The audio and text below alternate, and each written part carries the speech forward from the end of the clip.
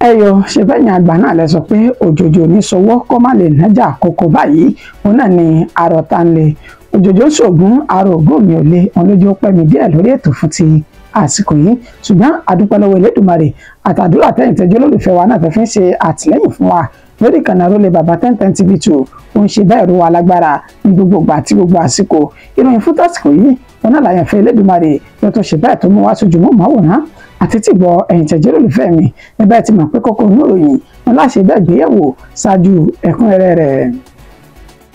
ẹ jẹ́ kí n bẹ̀rẹ̀ láti apá bíi o àjọ EFCC ní ààrẹ Tinubu kò bá wọn dá sí ìgbésẹ̀ àwọn rárá o ìka tó bá ṣẹ̀ṣẹ̀ báyìí ó ní àwọn ń gé sọnù alága fún àjọ EFCC Ọlá Olúkóyèdé ló sọ èyí di mímọ̀. Bí a kò bá ṣe àbòsí tá a bá sì fẹ́ pín ire káláre bíi tọmọ ọlọ́fà mọ́jọ gúúsù orílẹ̀-èdè yìí gbọ́dọ̀ tukọ̀ orílẹ̀-èdè Nàìjíríà títí dọdún 2031 ni o Ìgbìnlẹ̀dọ̀ ló sọ èyí di mímọ̀. Ọwọ́ iléeṣẹ́ ọlọ́pàá ìpínlẹ̀ Delta ti tẹ fìjìláńtẹ́ èyí tó ṣe bẹ́ẹ̀ yìnbọn pa ọmọlé ẹ̀kọ́ gíga ní ìpínlẹ̀ ọ̀hún tó kúrò ní ìpínlẹ̀ Delta àwọn agbófinró ìpínlẹ̀ náà ti dóòlà ẹ̀mí àwọn ènìyàn tó ṣe bẹ́ẹ̀ tán jí gbé bẹ́ẹ̀ náà fi páńpẹ́ òfin mú àwọn ajínigbé 9 ọ̀tọ̀ọ̀tọ̀ kò dín ní ènìyàn 99 táwọn ọmọ ogun orí omi Navy tí wọ́n dóòlà wọn kúrò lọ́wọ́ ikú òjijì lẹ́yìn tọ́kọ̀ ojú omi wọn tó ṣe bẹ́ẹ̀ dànù sínú omi ńlá ní ìpínlẹ̀ Rivers kọ́lọ́run máa pa wá mọ́ kúrò lọ́wọ́ ewu gbogbo ìjàmbá ọkọ̀ ojú pópó tó wáyé ló ṣe bẹ́ẹ̀ gbẹ̀mí ènìyàn 5 ní ìpínlẹ̀ Ògùn nígbà táwọn 2 míì tán fara pa. bí nǹkan ṣe ń lọ ní ilẹ̀ Ìgbò pẹ̀lú ìkọlùkọgbà àwọn Fúlàní darandaran níṣẹ́ ní ọ̀pọ̀lọpọ̀ ìlú ti ṣe bẹ́ẹ̀ tó ti dàwòrò á ṣàfihàn fídíò rẹ̀ fún wa. ní ti Yorùbá Nation a kú ìmúrasílẹ̀ ìgbáradì mega rally tinú oṣù tá a bọ́ sí lónìí èyí tí yóò wáyé nínú oṣù karùn-ún tá a wà yìí ìròyìn náà rèé lẹ́kùnrẹ́rẹ́. ń bẹ̀rẹ̀ láti ọ̀dọ̀ àjọ EFCC yíyan àjọ tó ń mójútó ṣíṣe owó ìlú báṣubàṣu àti jíjẹ owó ìlú ní ìjẹkújẹ èyí tí wọ́n ti fohùn lédè wípé ààrẹ Bọ́lá Ahmed Tinubu tí í ṣe ààrẹ orílẹ̀-èdè Nàìjíríà kò ní ìgbésẹ̀ kankan bẹ́ẹ̀ ni kò bá wọn dá sí gbogbo táwọn ń ṣe nínú ẹgbẹ́ ọ̀hún pẹ̀lú báwọn ṣe ń ṣe bẹ́ẹ̀ ṣe ìtọpinpin àwọn ènìyàn tí wọ́n kó owó jẹ ní ilé ẹgbẹ́ nínú àwọn olóṣèlú orílẹ̀-èdè Nàìjíríà ẹni tó jẹ́ alága fún àjọ EFCC Ọlá Olúkóyèdé olómọ̀ ṣàlàyé ọ̀rọ̀ lórí mọ́ọ̀máwòrán chánẹ́ẹ̀lì lánàá òde yìí níbi tá ti ní ìtàkùrọ̀sọ pẹ̀lú rẹ̀ látàrí awuyewuye èyí tó ti ń lọ káàkiri wípé báwọn ènìyàn ṣe ń darapọ̀ mọ́gbẹ́ òṣèlú APC nítorí kí àjọ EFCC àti ICPC kán lè dọwọ́ bò wọ́n mọ́lẹ̀ ká má bàa ṣe ìwádìí wọn nípa owó tán ti kó jẹ àti owó ìlú tán ti lù ní pọ́npọ́ nígbà tí alága fún àjọ náà tí ó máa fi òun léde ó ní ọ̀rọ̀ ò mọ̀ rí bẹ́ẹ̀ níṣẹ́ làwọn èèyàn kan sọ ọ̀rọ̀ tí kò bá ojú mu tí kò sì ṣe déédéé ẹnu wọn ó ní nítorí wípé wọ́n fẹ́ ṣe bẹ́ẹ̀ da ààrẹ Bọ́lá Ahmed Tinubu ká dá láàmú ká sì yọ ọkàn rẹ̀ kúrò nínú iṣẹ́ ribiribi èyí tààrẹ ń ṣe òun ló jẹ́ ká máa sọ irú ọ̀rọ̀ bẹ́ẹ̀ pé látàrí kájọ EFCC kó má bàa mú àwọn tó jẹ́ ẹgbẹ́ alátakò òun náà fi darapọ̀ mọ́ ẹgbẹ́ òṣèlú APC òṣèlú àlàyé pé ó yẹ káwọn ọmọ orílẹ̀-èdè Nàìjíríà kàn tiẹ̀ máa dúpẹ́ ní Olódùmarè lógo lórí irú ààrẹ tí Elédùmarè fún adé àsìkò tá a wà yìí lórílẹ̀-èdè Nàìjíríà wọ́n nítorí pààrẹ Bọ́lá Ahmed Tinubu ó ń ṣiṣẹ́ rẹ̀ gẹ́gẹ́ bó ṣe tó àti bó ṣe yẹ ó ní báwọn bá pàdé ní tí wọ́n bí àwọn lérè ní wípé ṣé ń ṣiṣẹ́ yín bó ṣe tó àti bó ṣe yẹ báyìí àti pé èèlò lẹ ti rí gbà wọlé lọ́dọ̀ àwọn ènìyàn láti kówó orílẹ̀-èdè Nàìjíríà jẹ nígbà tí ó sì tún máa ṣe àlàyé ó ní àtẹ̀ntọ́jẹ ẹgbẹ́ òṣèlú APC àwọn ganan fẹ́ pọ̀ jù nínú àwọn ènìyàn tí àjọ EFCC tó ti ṣe bẹ́ẹ̀ ṣe ìwádìí wọn tó sì ti tẹná wò wọ́n nídìí nípa bá ṣe ṣe bẹ́ẹ̀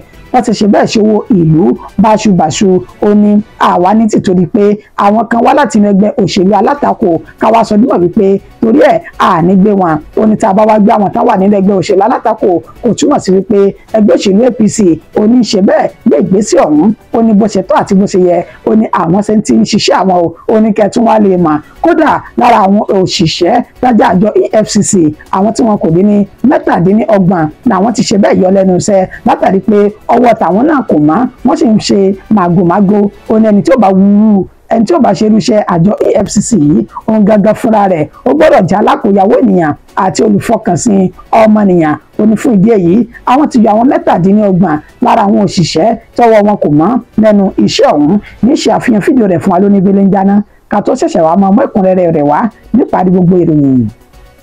To members who perhaps are not people who are perhaps are not members of the political party or the ruling party rather, will be unfair to us and will be an injustice on our part. And I need to say this to Nigerians with every sense of humility. My mandate is, if I discover you have stolen money, you will have questions to answer. Whether you are of APC or you are of PDP or you are of Labour Party or you are of NPP or you are of SDP, if a member of APC has stolen money, you will have case to answer. If a member of PDP has stolen money, it's like sandpaper. It won't digest in your tummy. You will have case to answer. So irrespective of your political affiliation or alienation, it is our duty to make sure that we do the right thing. So for us, the issue is, have you committed an offense, allegedly committed an offense? Have we discovered issues that you need to answer for? That is what drives our processes. That is what drives our actions. And so our political, I don't belong to any political party.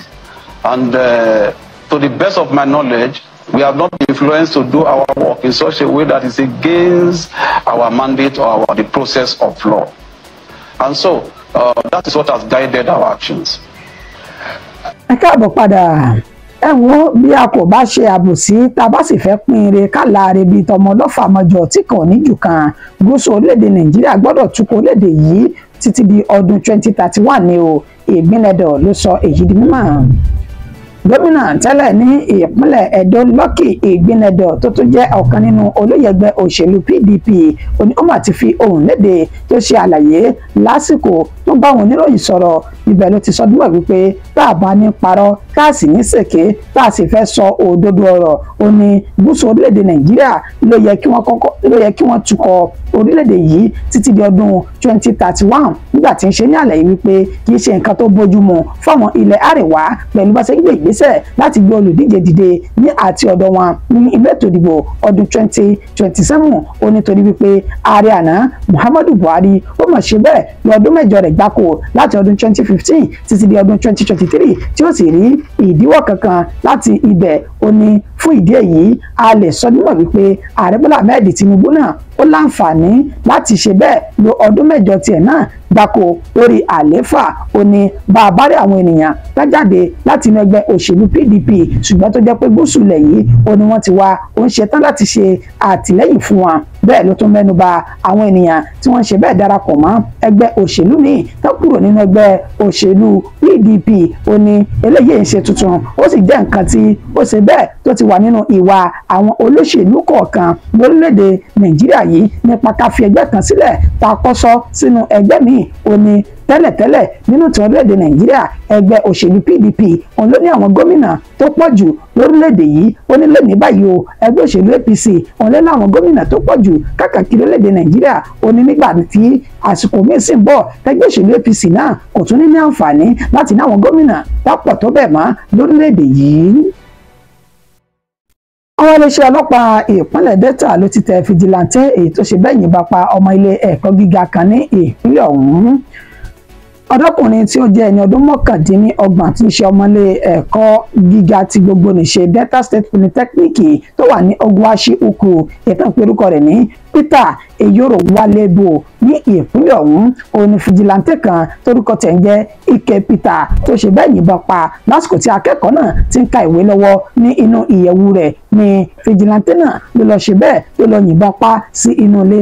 Ìṣẹ̀lẹ̀ tó wáyé lánàá 30 oṣù kẹrin ọdún 2025 tá a wà nínú rẹ̀ yìí nínú àlàyé alukoro iléeṣẹ́ ọlọ́pàá ti ìpínlẹ̀ Delta Bright Edafe ó sọ bímọ wípé ìròyìn náà ti dé ti ìgbọ́ àwọn pẹ̀lú bí arákùnrin Ike Peter tó jẹ́ ọ̀kan lára àwọn fìjìláńtẹ́ bó ti ṣe bẹ́ẹ̀ ṣekú pa akẹ́kọ̀ọ́ tó ń ṣe bẹ́ẹ̀ múra sílẹ̀ fún ìdánwò rẹ̀ lọ́wọ́ tó sì ń ka ìwé nínú ìyẹ̀wù rẹ̀ kó tó di wípé fìjìláńtẹ́ náà ó lọ yìnbọn pa ní nǹkan bí dédé aago 9 àbọ̀ òwúrọ̀ ó ní wọ́n ti fi páńpẹ́ òfin gbé báyìí. Wọ́n ti gbìyànjú láti gbé akẹ́kọ̀ọ́ ọ̀hún lọ sí ilé ìwòsàn ṣùgbọ́n gbogbo akitiyan wọn níṣẹ́ ló já sí pàbó pẹ̀lú bí dókítà tó ń bẹ lẹ́nu iṣẹ́ lásìkò náà wọ́n ṣe ti kéde rẹ̀ wípé ó ti ṣe bẹ́ẹ̀ jáde láyé. Kí n tó kúrò ní ìpínlẹ̀ Delta, àwọn agbófinró ìpínlẹ̀ ọ̀hún náà ti ṣe bẹ̀bẹ̀ báyìí. Wọ́n dóòlà ẹ̀mí ènìyàn méjì táwọn ajínigbé tán jí gbé, bẹ́ẹ̀ náà fi páńpẹ́ òfin gbé àwọn ajínigbé 9 ọ̀tọ̀ọ̀tọ̀ ní ìpínlẹ̀ ọ̀hún.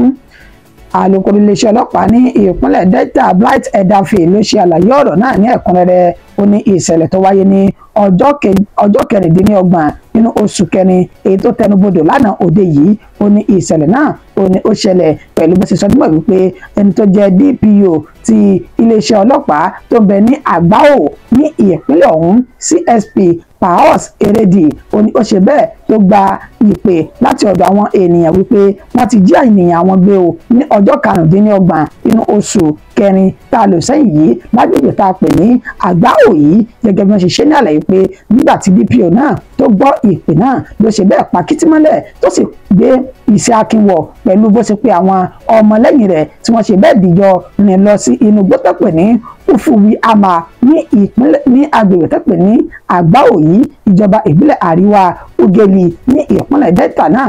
Níṣẹ́ ni wọ́n ní àwọn ajínigbé ọ̀hún náà bá wọn nínú igbó náà tí wọ́n sì rí àwọn ọlọ́pàá ní kété tán rí àwọn ọlọ́pàá ọ̀hún náà na pápá bora wọ́n bẹ́ ẹsẹ̀ wọn sọ̀rọ̀ ìfẹ́ àǹfẹ́wé wọ́n júbà ìhòòrò wọ́n sì sá lọ. Wọ́n fi àwọn ènìyàn méjì tẹ̀gbọ́n tàbúrò èyí tí wọ́n jí gbé wọ́n fi wọ́n sílẹ̀ èyí tó fi àǹfààní lẹ̀ fáwọn ọlọ́pàá láti dóòlà ẹ̀mí àwọn ènìyàn méjèèjì. Bẹ́ẹ̀ náà ní sọdúnmọ̀ wípé lákàtà àwọn oníṣẹ́ láabi náà onírúurú ohun ìjolóró bíi ìbọn oríṣiríṣi àti ọta rẹ̀ òní wọ́n bá ní àkàtà wọn. Wàyí ò 9 lára àwọn ènìyàn náà òní ọwọ́ bá lásìkò tó ń kálukú wọn tó ń sàsálà fún ẹ̀mí wọn. Báyìí wọ́n ti wà ní gbàgà àtìmọ́lé o ní iléeṣẹ́ ọlọ́pàá ìpínlẹ̀ Delta níbi tí Bright Edafe ní láìpẹ́ láì jìnnà ilé ẹjọ́ gbà wọ́n lóǹtẹ̀. Ó dín ní ènìyàn 99 táwọn ọmọ ogun orí omi Navy tán ti dóòlà kúrò lọ́wọ́ ikú òjijì lẹ́yìn tọkọ̀ ojú omi wọn tó ṣe bẹ́ẹ̀ dànù sínú omi ńlá ní ìpínlẹ̀ Rivers. Lọ́jọ́ 29 inú oṣù kẹrin ọdún tí a wà nínú rẹ̀ yìí ó ní ìṣẹ̀lẹ̀ náà ṣẹlẹ̀ pẹ̀lú bó ṣe ní ọkọ̀ ojú omi tó jẹ́ ti àwọn alájàpá tí wọ́n jẹ́ ọlọ́jà èyí tó dànù sí inú alagbalúgbó omi ńlá náà forúkọ odò náà ní Bukuma ní ìjọba ìbílẹ̀ Degema ní ìpínlẹ̀ Rivers. Gẹ́gẹ́ bí wọ́n ṣe ṣe ní àlàyé wípé ọkọ̀ ojú omi ọ̀hún ìtọ́pẹ́ orúkọ rẹ̀ ní Blood of Jesus ológbéra láti Port Harcourt tí ń ṣe olúlu ìpínlẹ̀ ọ̀hún tí sì ń lọ sí ìjọba ìbílẹ̀ Àkúkútòrù ní ìpínlẹ̀ náà. Bákan náà àlàyé tó jẹ́ alukoro fún iléeṣẹ́ ọmọ ogun orí omi ẹ̀ka ti ìpínlẹ̀ Rivers ọ̀hún Lieutenant Commander Bridget Bebia ó ní ó ṣe àlàyé ọ̀rọ̀ gẹ́gẹ́ bó ṣe sọ nímọ̀ wípé ìṣẹ̀lẹ̀ náà ṣẹlẹ̀ ní ìtòsí ibi tí ó jẹ́ station àwọn ọmọ ogun orí omi Navy ọ̀hún. Ní kété táwọn sì gbọ́ ìròyìn náà làwọn bá ṣe bẹ́ẹ̀ pa kìtìmọ́lẹ̀ tó sì gbé ọkọ̀ ojú omi tàwọn náà àti ti àwọn tó wà nítòsí tó jẹ́ olùrànlọ́wọ́ náà ṣe bẹ́ẹ̀ yà lọ síbi tí ọkọ̀ ojú omi náà tó ti dànù. Ní kété tí wọ́n débi tí ìṣẹ̀lẹ̀ náà ti ṣẹlẹ̀ náà tètè pa kìtìmọ́lẹ̀ tó sì dóòlà ẹ̀mí àwọn arìnrìn-àjò náà tó jẹ́ alájàpá ọlọ́jà ènìyàn tí kò dín ní 99 òní wọ́n dóòlà wọn tí wọn ò sì ní ẹ̀mí kankan tó ṣòfò dànù nínú ìjàmbá náà. Bẹ́ẹ̀ ni àwọn ọjà wọn tó jẹ́ olówó iyebíye wọ́n gbìyànjú láti bá wọn dóòlà rẹ̀ èyí tí gbogbo nǹkan tó sì lọ ní ìrọwọ́ àti ìrọsẹ̀. Níṣe ni ẹni tó jẹ́ ọ̀gá àgbà Vice Admiral fún àwọn iléeṣẹ́ ọmọ ogun ilẹ̀ yìí ló ṣe bẹ́ẹ̀ lọ àwọn ọmọ ogun ojú omi náà tó lù wọ́n lọ́gùn ẹnu lórí bá ṣe ṣètì pa kìtìmọ́lẹ̀ dóòlà ẹ̀mí àwọn ènìyàn ọ̀hún kúrò lọ́wọ́ ikú òjijì èyí tí kò bá ti ṣe bẹ́ẹ̀ gbẹ̀mí àwọn ènìyàn náà. Kọ́lọ́run ṣáà máa pa wá mọ́ nínú ewu gbogbo lórílẹ̀‐èdè Nàìjíríà. Ìjàmbá ọkọ̀ ojú pópó tó wáyé ló ṣe bẹ́ẹ̀ gbẹ̀mí ènìyàn 5 ní ìpínlẹ̀ Ògùn nígbà táwọn 2 míì tán fi ara pa. Òpópónà márosẹ̀ Èkó sí Ìbàdàn ti bẹ ní ìtòsí car park C ní Mòwe tí ń ṣe ìpínlẹ̀ Ògùn ní ìṣẹ̀lẹ̀ náà ti wáyé ní nǹkan bí dédé aago 2 ọ̀sán ó kù 20 ìṣẹ́jú kólù ó ní ìṣẹ̀lẹ̀ náà ṣẹlẹ̀. Àlàyé tí ẹni tí ó jẹ́ alukoro fún àjọ àjọ ẹ̀ṣọ́ aláàbò ojú pópó inú Florence ó pè èyí tó ṣe ó sọ bímọ wípé ìyìn tí àwọn mọ̀ ó ṣokùnfà ìjàmbá ọ̀hún ó ní eré àsápajúdé tí ọkọ̀ tirẹ́là kan tó ń sá tó sì sọ ìjánu rẹ̀ nù èyí tó fi lọ rèé yà bá ọkọ̀ mínibọ́ọ̀sì tá a mọ̀ sí kórópè tó kó àwọn ènìyàn tí kò dín ní 12 tó kó wọn sínú jẹ́jẹ́ ọkọ̀ náà olódúró tó sì ń kó àwọn ènìyàn rẹ̀ kó tó di wípé ó lọ rèé yàbá ní kété tó yàbá báyìí 5 lára àwọn ènìyàn náà ó ní wọ́n ní ó jẹ́ Ọlọ́run nípè nígbà táwọn 7 tán bẹ lẹ́sẹ̀ kan ayé ẹsẹ̀ kan ọ̀run kó tó di pé wọ́n gbé wọn dìgbàdìgbà lọ sí ilé ìwòsàn níbi tán ni wọ́n ti gba ìtọ́jú lọ́wọ́ báyìí níṣe ni àjọ ẹ̀ṣọ́ aláàbò ojú pópó ti ìpínlẹ̀ Ògùn náà ti ránṣẹ́ ìbánikẹ́dùn sí ará ẹbí ojúlùmọ̀ àwọn tí ẹ̀mí wọn ṣe bẹ́ẹ̀ tó bá ìṣẹ̀lẹ̀ náà lọ nígbà tán sì gbàdúrà pé àwọn tán bẹ nílé ìwòsàn náà Elédùmarè yóò tètè dá àlàáfíà padà sí àgọ́ ara wọn níṣe ni wọ́n tún ṣe bẹ́ẹ̀ gba àwọn awakọ̀ níyànjú wípé ẹ gbìyànjú kẹ́ ẹ máa fọkàn sí tẹ̀sẹ̀ kẹ́ ẹ sì sinmi eré àsápajúdé àti pé ní pàtàkì jùlọ ẹ máa ṣàyẹ̀wò àwọn ọkọ̀ tẹ́ ẹ máa gbé síta gbogbo ibi tí ó bá ní kùdìẹ̀kudiẹ kẹ́ ẹ ṣe àtúnṣe rẹ̀ kó tó di wípé ẹ máa fi irú ọkọ̀ bẹ́ẹ̀ dẹ́mi àwọn ènìyàn légbodò àti à ń ba dúkìá àwọn ènìyàn jẹ́. nípa ti Yorùbá Nation báyìí pẹ̀lú bá ṣe wọnú oṣù karùn-ún lẹ́ni tí ń ṣe ọjọ́ kìíní inú oṣù karùn-ún ọdún 2025 níṣẹ́ ni ìgbáradì fún mega rally ilẹ̀ káàrọ̀ òjìrè ló ti ṣe bẹ́ẹ̀ múmú ní ọkàn àyà àwọn ọmọ káàrọ̀ òjìrè báyìí bẹ́ẹ̀ ni ọ̀jọ̀gbọ́n Banji Akíntóyè ti ṣe bàbá fún ilẹ̀ káàrọ̀ òjìrè wọ́n ti ránṣẹ́ sí gbogbo ọmọ káàrọ̀ òjìrè wípé ẹ jẹ́ ká ní àdìsọ́kàn rere ká sì má sọ wípé a fẹ́ fa wàhálà ká fi ọwọ́ òfin ká fi bọ ọ̀rọ̀ wa torí wípé mega rally tá a fẹ́ ṣe yìí ó dájú wípé níbẹ̀ náà láti rí òmìnira ilẹ̀ káàrọ̀ òjìrè wa láti rí gbà bẹ́ẹ̀ náà ti ránṣẹ́ sí àwọn agbófinró tí wọ́n bẹ ní orílẹ̀-èdè Nàìjíríà pé ẹ jẹ́ ká fi tọmọlúàbí ká fi ṣe ohun gbogbo torí pé kì í ṣe wàhálà la fẹ́ wá fà ní ìta níṣẹ́ ni a fẹ́ fi ìfẹ̀hónú wọn wa a fẹ́ fi hàn ká sì jà fún òmìnira ilẹ̀ bàbá wa ó ní fún ìdí èyí àwọn agbófinró wọn gbọ́dọ̀ fi pẹ̀lẹ́kùtù ṣe pẹ̀lú àwọn ká má ṣe ìkọlù sáwọn ọmọ káàrọ̀ òjìrè tó bá ń ṣe bẹ́ẹ̀ ṣe ìwọ́de ọ̀hún bẹ́ẹ̀ náà ni aṣáájú fún ilẹ̀ káàrọ̀ òjìrè nínú Sunday Adéyẹmọ tó pọ̀ mọ̀ sí Sunday Ìgbòho làwọn náà ti fi ohùn léde sáwọn ọmọ káàrọ̀ òjìrè pẹ̀lú bá ṣe wọnú oṣù tuntun báyìí pé nínú oṣù karùn-ún tá a wọ̀ yìí á ṣe ìwọ́de mega rally èyí tí ó mílé toko tí ó mí tìtìtì. bí nǹkan ṣe ń lọ ní ilẹ̀ Ìgbò pẹ̀lú bí àwọn Fúlàní darandaran bá ti ṣe bẹ́ẹ̀ gba gbogbo ilẹ̀ tán báyìí tó gbogbo sì ti di tó kurukumusu lórílẹ̀‐èdè Nàìjíríà fídíò kan rèé tí ń ṣe àfihàn bí odidi ìlú kan bí ó ṣe ti dá páropáro látàrí ìkọlù táwọn Fúlàní darandaran náà ṣe sáwọn ènìyàn náà ní ilẹ̀ Ìgbò ọ̀hún bó tilẹ̀ jẹ́ pé a kò ní ìròyìn ibi tíṣẹ̀lẹ̀ náà tó ti ṣẹlẹ̀ lọ́wọ́lọ́wọ́ gangan lásìkò tá a fi ń kó ìròyìn jọ ṣùgbọ́n níṣẹ́ láṣẹ àfihàn fídíò náà nípa bí àwọn olùgbé agbègbè ọ̀hún bá ṣe ń ṣe bẹ́ẹ̀ fi ẹ̀dùn ọkàn wọn hàn sí ìjọba àpapọ̀ wípé kán má dìde sí ọ̀rọ̀ yìí kán sì má dákẹ́ àti pé wọ́n ti sùn wọ́n sì fààyè sílẹ̀ fún àwọn Fúlàní náà ń ṣe bẹ́ẹ̀ gbẹ̀mí àwọn ọmọ ilẹ̀ Ìgbò kí tí wọ́n á ṣe ilẹ̀ Ìgbò nìkan o káàkiri orílẹ̀-èdè Nàìjíríà olọ́wọ́jà àwọn Fúlàní ọ̀hún oló ti ń gbé báyìí fídíò rẹ̀ ń bẹ bí ẹ̀jẹ̀ mú wá kí n máa fi ṣe bẹ́ẹ̀ dágbére wípé a tún máa lọ a máa bọ̀ èmi ni mo wá ẹ̀yin náà ní sinaba ó dàbọ̀ fún tàkókò yìí. This is Father Nyinya, the parish priest of St. Ignatius, Ayambalong. Everybody is gone here. It's a desert now. Manigi just this beautiful place. We are going to leave all these things behind. For who? For the Fulanis, of course. Kako government will say so. They want the Fulanis to occupy Nigeria and remain in Nigeria alone. Can you be a I ask again, who is to stop this? Who? Uzahigine, they are busy in Abuja doing nothing, practically nothing. Out of one small petty issue, when life is at stake, people are dying. Go to Aso Rock, what is Tinubu doing? I don't know.